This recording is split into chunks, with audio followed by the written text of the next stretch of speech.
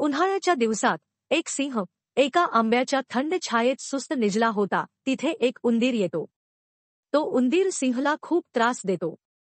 त्यामुळे जागा होऊन सिंहने पंजात उंदीरला धरला आणि त्यास आता फाडून टाकणार इतक्यात त्या उंदराने त्याची प्रार्थना केली, महाराज, आपण थोर, सर्व श्वापदांचे राजे, मी आपल्यापुढे केवळ रंक, माझ्या रक्ताने आपले हात विटाळू नयेत. मला जीवदान द्यावे, हेच आपणास उचित आहे. ते ऐकून सिंहास त्याची दया आली आणि त्याने त्यास सोडून दिले. पुढे एके दिवशी सिंह अरण्यात फिरत असताना आंब्याच्या झाडाजवळ जातो. त्याच आंब्याजवळ पारध्याने जाळे मांडले होते. त्यात सिंह सापडतो. त्यावेळी त्याने आपले सगळे बळ खर्चून फार धडपड केली, पण त्याची सुटका होईना. तेव्हा तो निराश झाला आणि मोठमोठ्याने ओरडू लागला. ती ओरडणं ऐकून तो उंदीर त्या ठिकाणी आला आणि सिंहास म्हणाला, राजा, भिवू नको, स्वस्थ रहा. इतके बोलून त्याने आपल्या दातांनी ते जाळे कुरतडले व सिंहाची सुटका केली.